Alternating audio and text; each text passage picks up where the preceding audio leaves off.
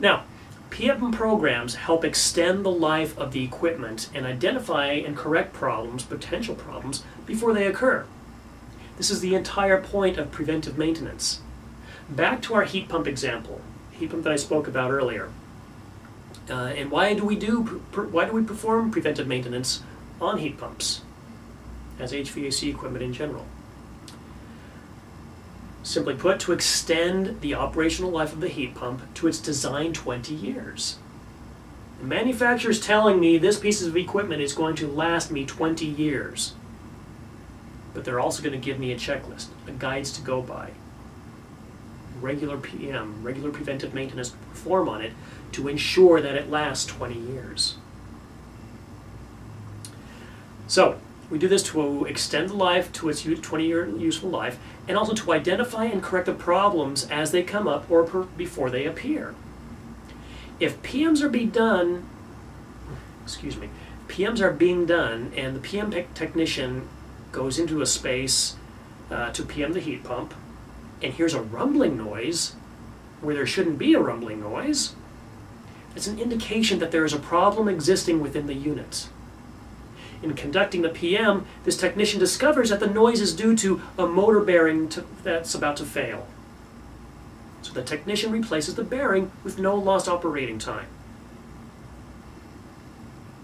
The technician has the bearing in replacement bearing in inventory. He's able to go in, boom, boom, boom, replace it, get it going again, no lost time. By completing the PM process, this problem was detected, identified, and corrected early on, thereby preventing a failure of the heat pump, which would have become very costly to replace.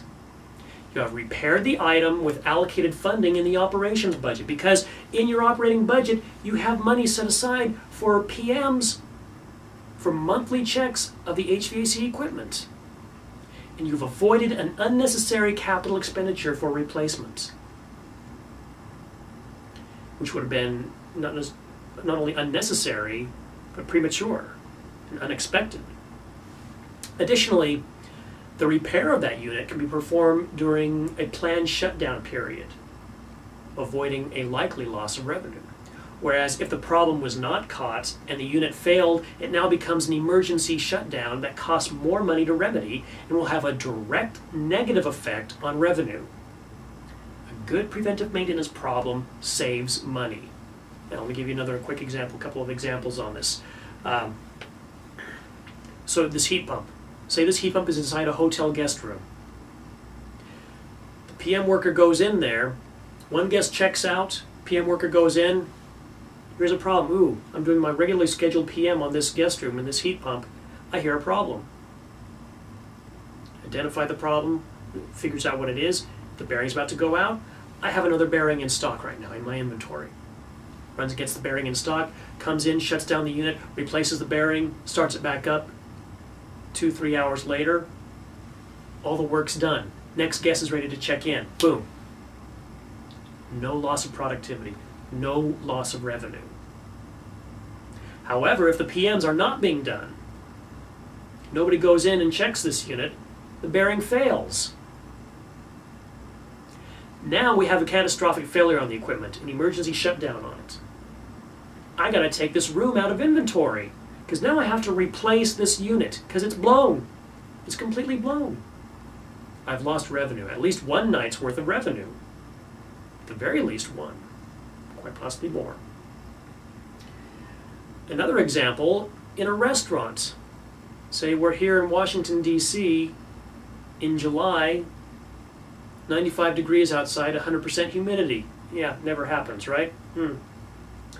Air conditioning is a good thing. What if this heat pump's in the restaurant? The bearing blows because there's no PM process in place. Well, let's figure this one out. If the bearing blows, that heat pump shuts down, emergency shutdown, you have no cooling, air conditioning in the restaurant. People aren't going to come to the restaurant, or those that do come to the restaurant, if you don't even shut down the restaurant, people do come in. If you're going to say, report back, this restaurant, air conditioning doesn't work. It's a miserable place. I hated it. And believe me, in the age of the internet, Bad news gets out fast. Restaurant shows it doesn't have good air conditioning in July. That gets out on the internet. You better believe you're going to lose revenue. And a lot of it. If you have the PM process in place, that's caught. You do a scheduled shutdown on it. Repair, get it going. No loss of revenue because guests don't know anything went wrong. You're not interrupting any of the guests there. A direct effect on revenue. Direct effect. Okay, this transitions me into my next point, and that's the economic impact of a PM program, which can be very substantial if effectively implemented. You end up reducing breakdowns. With a good PM program, you reduce the number of breakdowns. You're reducing emergency shutdowns.